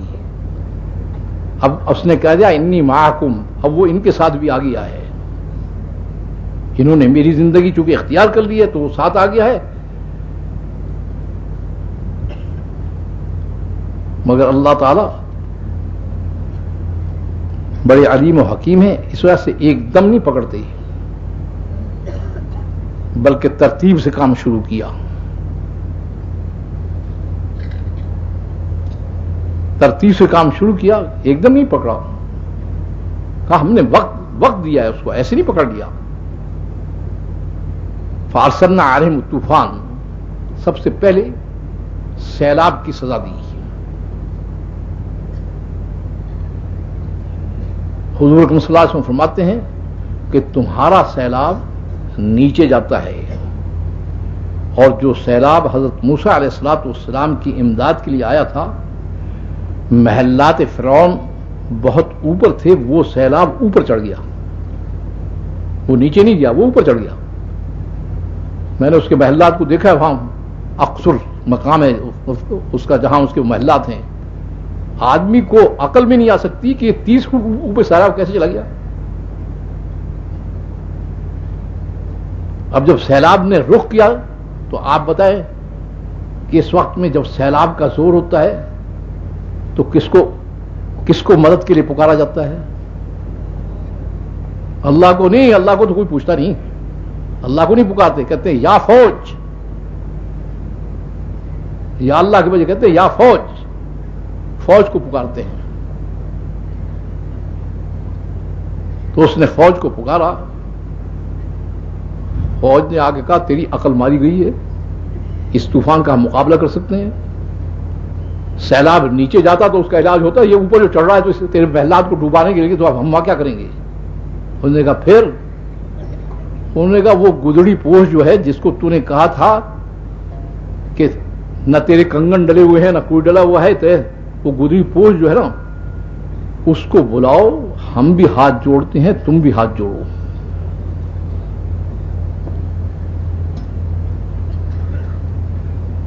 اللہ تعالیٰ جو ہے اس کا نظام یہ نہیں ہے کیا کہ جی فرعون کی حکومت چھین کے دے دیتے، یہ نہیں کیا اللہ نے، فرعون کی حکومت وہیں رکھی، اس کے ہاتھ جوڑوائے صاحب دعوت کے سامنے، سب نے ہاتھ جوڑے، کہا کہ لئن کشفت عنا الرجز، آپ دو ہی باتیں تو چاہتے ہیں کہ ہم آپ پر ایمان لے آئیں اور بنی اسرائیل کو اپنے ملک شام جانے دیں، ہم دونوں کے لیے تیار ہیں، اپنے رب کو پکارو تاکہ وہ اس مصیبت کو تو ٹالے۔ اب میں اور آپ ہوتے تو ہم کیا کہتے ہیں، بچو اب پکڑا گیا ہے، اب آیا ہے قابو کے اندر، شکنجے کے اندر، اب جگڑتے ہیں تجھے کیسے۔ مگر نبی کے سینے کو اللہ نے بڑا وسیع کیا ہوا ہوتا ہے۔ حضرت موسیٰ علیہ السلام نے دعا کی، وہ سیلاب واپس لوٹ گیا۔ حضرت موسیٰ علیہ السلام نے فرمایا کہ چل بھائی اپنے وعدے کو پورا کر، ایمان کا بھی وہ بھی۔ کہتا ہے روز روز جادو تھوڑی چل جاتا ہے، جادوگر ایک دن تیرا جادو چل گیا، اب روز تھوڑی چلے گا۔ جب آدمی اندھا ہوتا ہے عقل کا تو پھر ایسے ہی سوچتا ہے۔ وہ سارے سامنے اس کو کہا کہ یہ جادو نہیں ہے، جادو کی طاقت تھوڑی ہے، یہ تو اللہ کی طاقت ہے جو یہ کر سکتی ہے۔ تو اللہ تعالیٰ نے پھر بھی اس کو پکڑا نہیں بلکہ اگلی سزا دی ہے، ٹڈیاں بھیجی، ٹڈیاں، فارسلنا علیہم الطوفان والجراد، ٹڈیاں بھیجی۔ جانتے ہیں ٹڈی کیا ہوتی ہے؟ اتنی سی چھوٹی سی چیز ہوتی ہے. حضور اکرم صلی اللہ علیہ وسلم فرماتے ہیں کہ تمہاری ٹڈیاں جو ہیں یہ تو سبزے کو کھاتی ہیں، سبزے کی چیز ہو، فصلیں اس کو کھاتی ہیں، لیکن جو ٹڈیاں حضرت موسیٰ علیہ السلام کی امداد کے لیے بھیجی گئی تھی، یہ فرعون کے محلات میں داخل ہو کر جو پتھر کی عمارات تھیں اور اس کے اندر مسامیر یعنی لوہے کی چیزیں لگی ہوئی تھیں، ان کو انہوں نے کھانا شروع کیا، اور وہ اتنی تیزی سے کھا رہی تھی کہ وہ چیزیں جو ہیں کٹ کٹ کے گر رہی تھیں. یہ تو میں ساری بات یہی ہے، اللہ سے ہم کرانا نہیں چاہتے، اپنا زور دکھانا چاہتے ہیں، اس وجہ سے بنتا بناتا ہے کچھ نہیں ہے. اب یہ کاروائی اس نے جو کی اللہ تعالیٰ نے، اور وہ ٹڈیوں کو اتنی طاقت دے دی. پھر فوج کو بلایا، فوج نے کہا کہ اس کا حل تو سوائے اس کے نہیں کہ اس کے سامنے معافی مانگو اور اس سے کہو کہ غلطی ہو گئی، پہلی بات نہیں مانی ہے. پھر حضرت موسیٰ علیہ السلام نے دعا کی، وہ ٹڈیوں کے عذاب بھی ٹل گیا. میں یہ بتا رہا ہوں کہ اللہ ایک دم نہیں گرفت کرتے، موقع دیتے ہیں. پھر حضرت موسیٰ علیہ السلام نے فرمایا کہ بتا بھائی اب کیا ہے؟ کہ اللہ کہ وہ بس روز روز تھوڑی چلتی ہے بات، ہو گئی وہ بات ہو گئی. تو پھر فارسلنا علیہم الطوفان والجراد والقمل، پھر جوں کو بھیجا. جوں جانتے ہو کیا ہوتا ہے؟ اتنی سی چھوٹی سی چیز ہوتی ہے، بالوں میں کہیں پڑ جاتی ہے. حضور اکرم صلی اللہ علیہ وسلم فرماتے ہیں کہ وہ جوں ایسی تھی کہ کھانے میں بھی گھس گئی، بدن میں بھی گھس گئی، کپڑوں میں بھی گھس گئی، بالوں میں بھی گھس گئی. جس چیز کو اٹھائیں، جہاں اٹھائیں، وہ جو ہی ہوئے. اب فوج کو بلایا، فوج نے کہا وہ کھا لے، ہماری کھا گئے، تیری امداد کیا کرے کمبخت، کیا مصیبت ہے.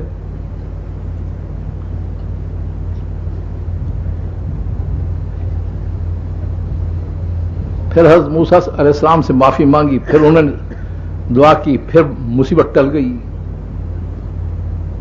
لوگ کہتے ہیں کہ اللہ کیا کر سکتا ہے؟ اللہ یہ کر سکتا ہے. اللہ کے بن کے دیکھو پھر اللہ کیا کر سکتا ہے.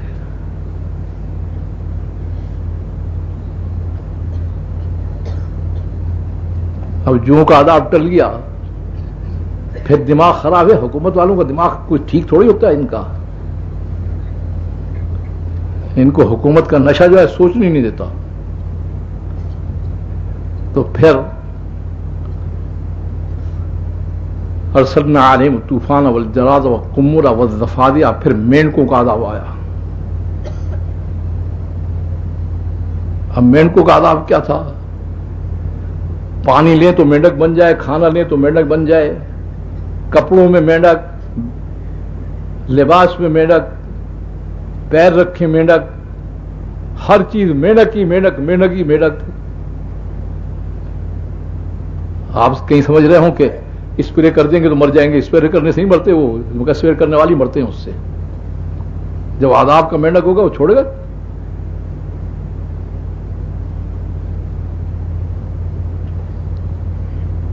پھر بیچاروں نے معافی مانگی. میں بتا ہی رہا ہوں کہ کہتے ہیں نا حکومت یہ کر سکتی ہے، حکومت یہ کر سکتی ہے. یہ حکومت والا تھا، آپ جیسی ٹٹ پونجی حکومتیں نہیں تھی، وہ تھے بھی فرعونی حکومتیں.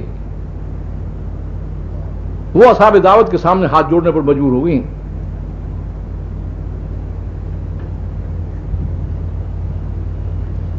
اور پھر آخر جو سزا ہوئی وہ کیا ہے؟ آخر خون کا عذاب دیا. ارسلنا علیہم الطوفان والجراد والقمل والضفادع والدم، آیات مفصلات، کہتے ہیں بالکل کھلی نشانیاں تھیں. خون کا عذاب کیا تھا؟ ہم یہ سمجھے کہ کہتے ہیں ناک سے خون بہ رہا ہے، کان سے خون بہ رہا ہے، چلو یہاں تک تو ٹھیک ہے. پانی اٹھائے تو خون، کہتے ہیں یہاں تک آیا ہے کہ بنی اسرائیل کے ہاتھ سے فرعونی نے پانی لے کر پینے کی کوشش کی، خون بن گیا، لوتھڑا بن جاتا تھا.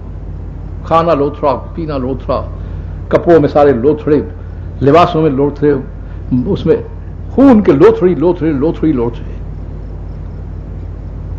تو آخر اس نے کہا ہو گئی بہت، اب مہربانی کر کے ان کو لے جاؤ، ہماری جان چھوڑو، تم اپنا جاؤ یا ہم.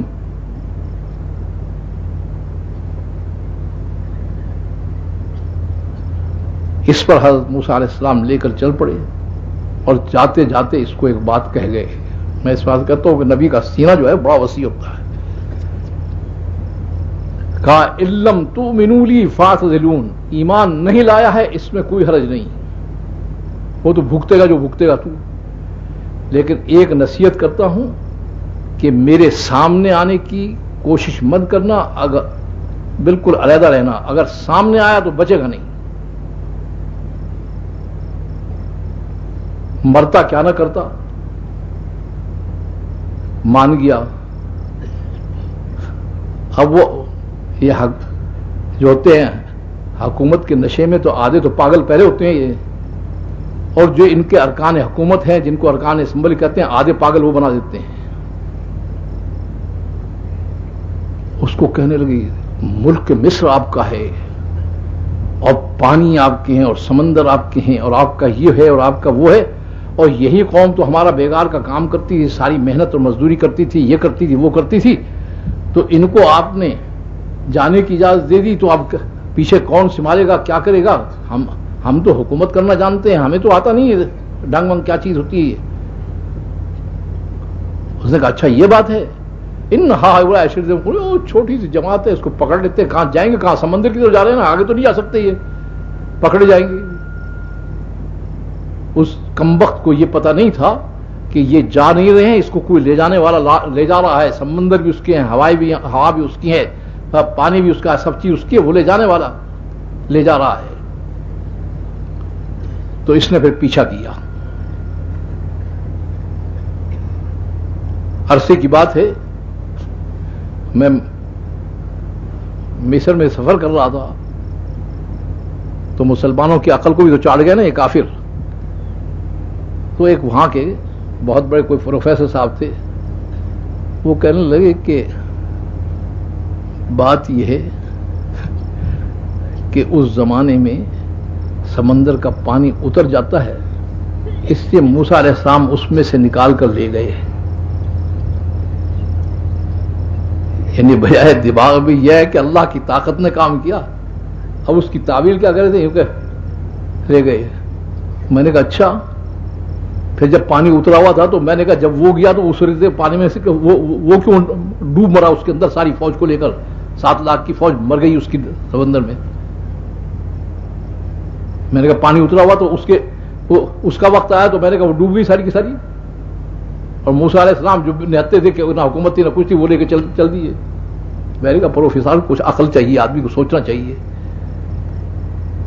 میں نے کہا وہ تو کھلی بات ہے، کھلی بات ہے. میں نے کہا یہ تو اللہ تعالیٰ نے اپنے کمالات میں سے بتایا ہے کہ جب دونوں وہاں جمع ہو گئے، فلما ترات الجمعان، دونوں کی دونوں بڑی جماعتیں جب سامنے آ گئی، قال اصحاب موسیٰ انا لمدرکون، اصحاب موسیٰ ابھی تو اس کے ظلم سے چھوٹ کے آ گئے تھے بیچاروں کی، اتنی تربیت کام ہوئی تھی. تو کیا کہنے لگے موسیٰ علیہ السلام وہاں سے تو نکال لے، وہ پکڑنے کے لیے آ گیا ہے. انا لمدرکون، ہمیں تو وہ پکڑ لیتا ہے. آگے جاتے ہیں انا لمغرقون، آگے غرق ہوتے ہیں. موسیٰ علیہ السلام نے کیا جواب دیا؟ کیا جواب دیا؟ کلا، نہ تمہیں وہ پکڑ سکتا ہے نہ تم غرق ہو سکتے ہو، اس لیے کہ میں نہیں لے جا رہا تمہیں، میرا رب میرے ساتھ چل رہا ہے، وہ لے کر جا رہا ہے.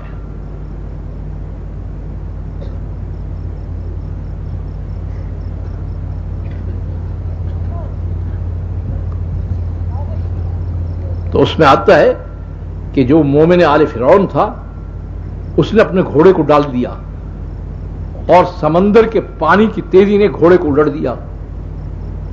تو آ کر کہنے لگا وہ سمندر میں تو گھوڑا جاتا نہیں، اس نے الٹ دیا ہے. حضرت موسیٰ علیہ السلام نے کہا کہ حکم کا انتظار کرو. حکم کیا آیا؟ کہا یہی لاٹھی تو سانپ بنتی ہے، اژدہا بن جاتا ہے اتنا بڑا، یہ خود تھوڑی بن جاتا ہے، میرے حکم سے بنتا ہے. اس لاٹھی کو مارو اس سمندر کے اوپر میری طاقت سے، میرے حکم سے. یہ لاٹھی نہیں کہ ہے، میرا حکم جو ہے وہ اس سمندر کو پھاڑ کے رکھ دے گا. وہ جو لاٹھی ماری تو سمندر جو ہے وہ پانی جو ہے وہ ٹیلوں بن گیا اور ٹیلوں کی شکل میں کھڑا ہو گیا. 12 قبیلے تھے، 12 کے 12 قبیلے اس میں سے گزر گئے.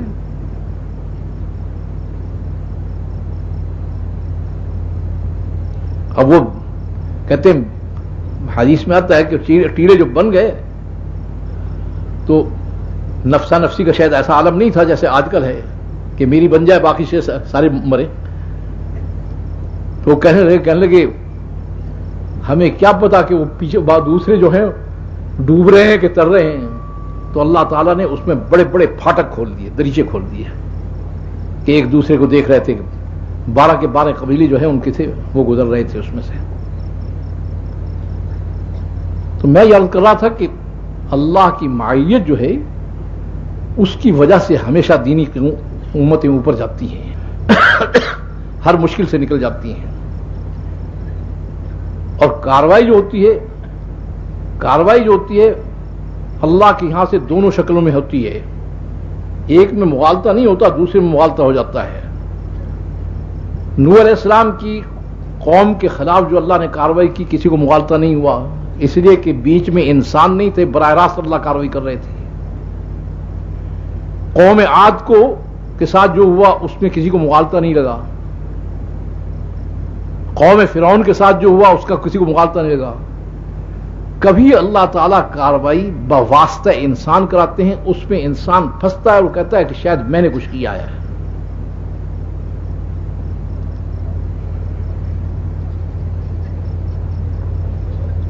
اسی کو کہا ہے فلم تقتلوہ ولکن اللہ قتلہم، تم نے کچھ نہیں کیا، میں نے کیا جو کچھ کیا ہے. یہاں انسان کو غلط فہمی لگ جاتی ہے، وہ سمجھتا ہے کہ شاید میں بھی کچھ ہوں. اس وقت مسلمانوں کا کوئی مسئلہ نہیں ہے، کوئی مسئلہ نہیں ان کا، بڑا آسان مسئلہ ہے. اللہ کو ساتھ یہ لے لیں، پھر دیکھیں دنیا کی کون سی طاقت ان کے اوپر آتی ہے. یہ کیا کہتے ہیں کیونکہ جی اللہ کو ساتھ لینے کے تیار ہیں، مگر جیسے ہم ہیں، چاہے ہماری شکلیں نصرانیوں کی ہیں، چاہے ہمارے طریقے جو ہے یہودیوں کے ہیں، چاہے ہماری تجارت ان کی، ہم رہیں گے یہیں. اللہ ساتھ دینا چاہتے ہیں ساتھ دیں، نہیں ساتھ دیتے تو ہمیں اللہ کی پرواہ نہیں، جاؤ ہم خود کاروائی کریں گے ان کے خلاف. اللہ کہتے ہیں اچھا کر لو جا کر. جو اٹکا ہوا ہے معاملہ وہ یہاں اٹکا ہوا ہے.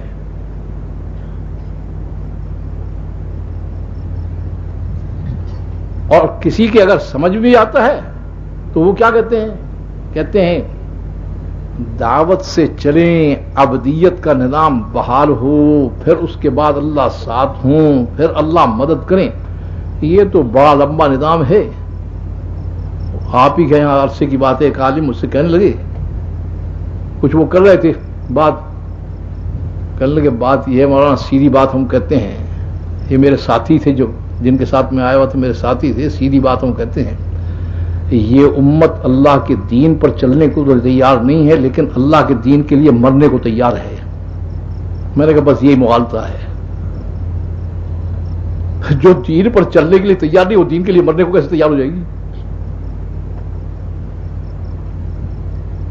میں نے کہا پھر اگلا اللہ کا نظام ہے، وہ کہتا ہے دین پر چل کر دین کے لیے تو خود اس دین پر چلتا نہیں، ان کی گردن اڑاتا ہے. تیری عقل نہیں ماری گئی؟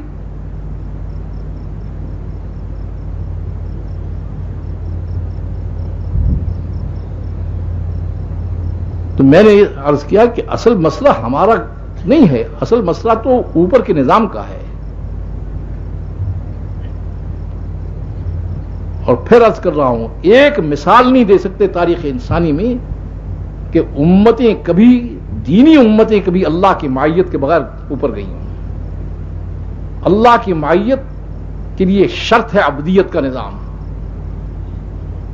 عبدیت کہتے ہیں، عبدیت کو ایک لفظ میں بند کیا اللہ نے، اذ قال لہ ربہ اسلم، سر سے پاؤں تک پوری زندگی کو حوالے کرو. یہ نہیں کہ تم کہو کہ عبادت تو ہم تیری کریں گے اور زندگی فلاں کی گزاریں گے اور منہ شکل ایسی بنائیں گے اور لباس ویسے پہنیں گے. اس پر وہ تیار نہیں ہے. بہتر سر سے پاؤں تک حوالے کرو. اس لیے تاریخ انسانی میں یا خالص کفر والے آپ کو اوپر نظر آئیں گے یا خالص اسلام والے اوپر نظر آئیں گے. یہ ملاوٹ والے ہمیشہ مار کھاتے رہے ہیں. اسے کہا الا للہ الدین الخالص. یہ آپ کے کرائچی کی بات ہے. کوئی جسٹس صاحب آئے ہوئے تھے, میں تو ان کا نام مجھے یاد نہیں, کہنے لگے اللہ نے یہ جو ہے بہرحال وہ اللہ کو مانتے ہیں اور چل رہا ہے, ان کے لیے بڑی سخت سزا رکھی ہے کہ ان کو کافروں کے حوالے کر دیں. میں نے کہا جج صاحب روز تو آپ سزا دیتے ہیں ملاوٹ والوں کو کہ اس نے دودھ میں ملاوٹ کر دی, اس نے مرچوں میں ملاوٹ کر دی, روز تو سزا دیتے ہو. تو میں نے کہا اگر ملاوٹ والوں کو سزا آپ دیتے ہیں تو اللہ تعالیٰ جو ملاوٹ والے دین رکھتے ہیں ان کو سزا نہیں دیں گے, چھوڑ دیں گے ان کو.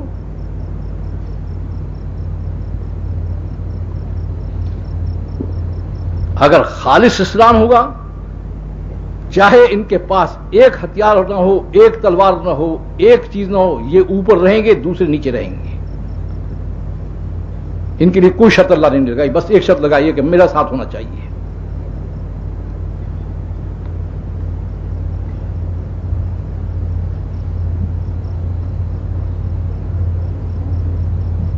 تو خالص الا للہ الدین الخالص, قل اللہ عابد مخلص الدین. خالص دین والے جو ہیں یہ ہمیشہ اوپر رہیں, تاریخ میں کبھی یہ نیچے نہیں آئے.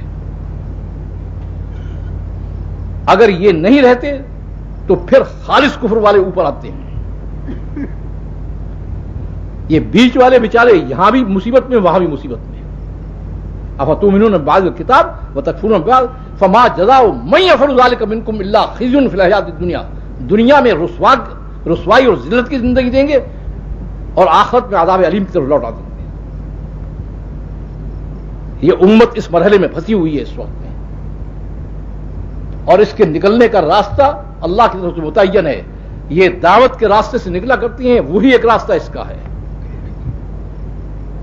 اس واسطے میں عرض کیا کرتا ہوں کہ بھائی اصل کام جو اس امت کا ہے وہ تو جو امت کا اس کام تھا کہ یہ پوری انسانیت میں اخرجت للناس ہے, پوری انسانیت میں جاتی اور پوری انسانیت کو اللہ کے دین میں لانے کی محنت کرتی, جو اس کا اصل کام ہے.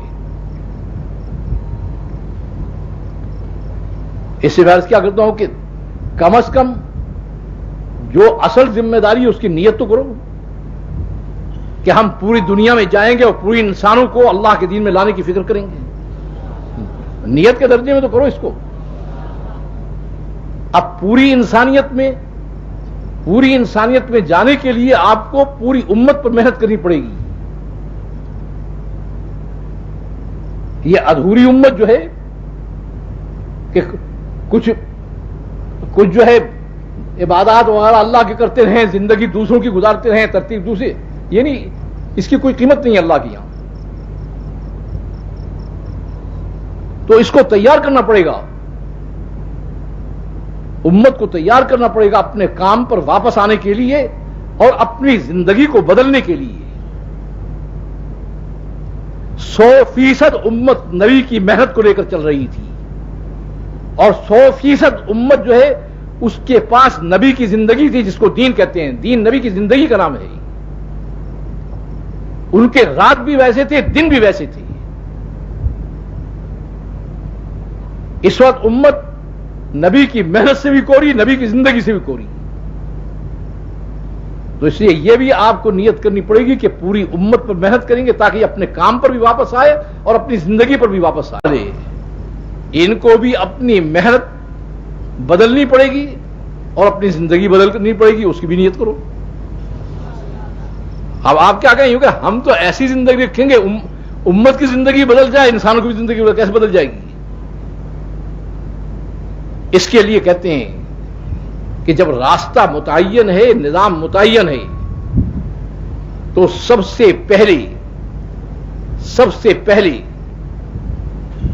جس چیز کو نبی نے دیا ہے وہ دعوت اللہ کا کام ہے, اپنی محنت ہے.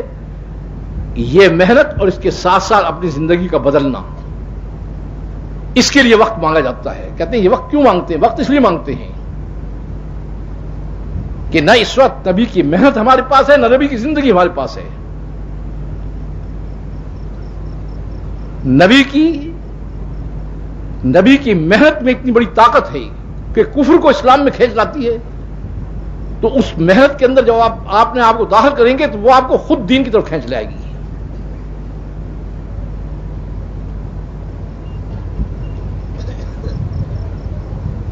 اس لیے کہتے ہیں کہ بھائی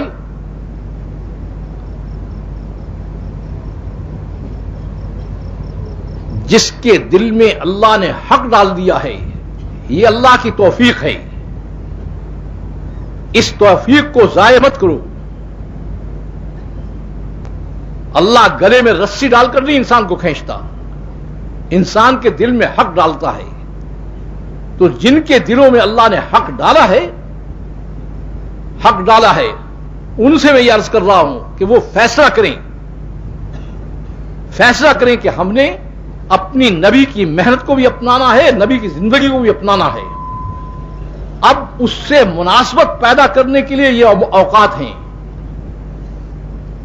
کیا کہتے ہیں کہ بھائی پورے مسلمان پوری دنیا میں جیسے واحد ایک جسم کی طرح ہیں، اس وجہ سے پوری امت کا مسئلہ ہے، افراد کا مسئلہ نہیں ہے۔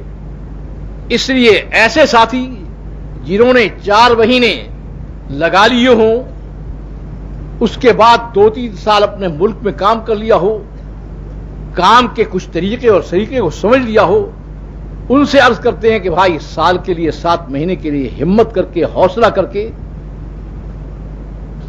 دنیا کے ملکوں میں جائیں، وہاں کے مسلمانوں کو کہیں کہ پھنسے ہوئے ہو، نکلنے کا راستہ متعین ہے تمہاری، اس راستے سے نکلو گے، اس کے لیے ہم درخواست کرنے آئے ہیں کہ اپنے راستے پر آ جاؤ۔ جب ان علاقوں کے مسلمانوں پر محنت کریں گے، ان کی زندگی کے اندر تبدیلی دیکھتے ہیں، تو غیر مسلم خود بخود پھر اپنی زندگی کو بدلنے کا فیصلہ کر لیتا ہے۔ تو اس مجمع میں ایسے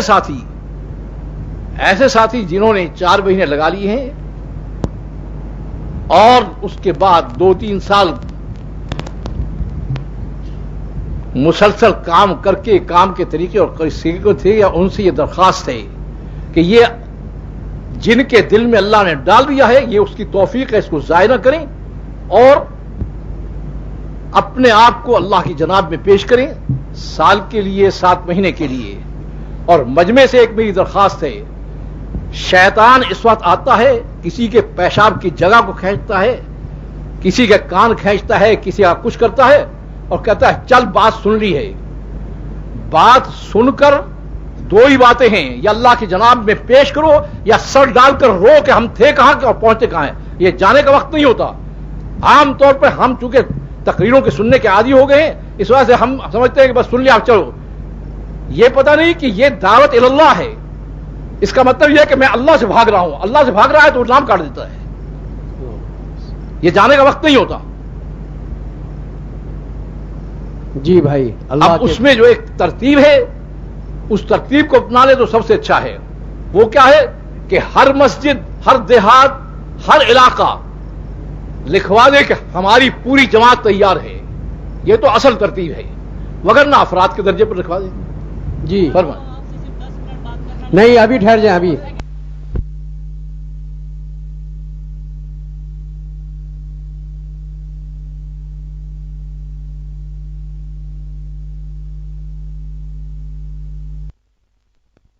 تیار کردہ علمی کیسٹ گھر، کیسٹ اور CD ملنے کا پتہ نوٹ فرما لیں۔ علمی کیسٹ گھر، دکان نمبر 5، فاطمہ پلازا، بالمقابل مدنی مسجد، federal be area, Karachi. Phone number 63700813۔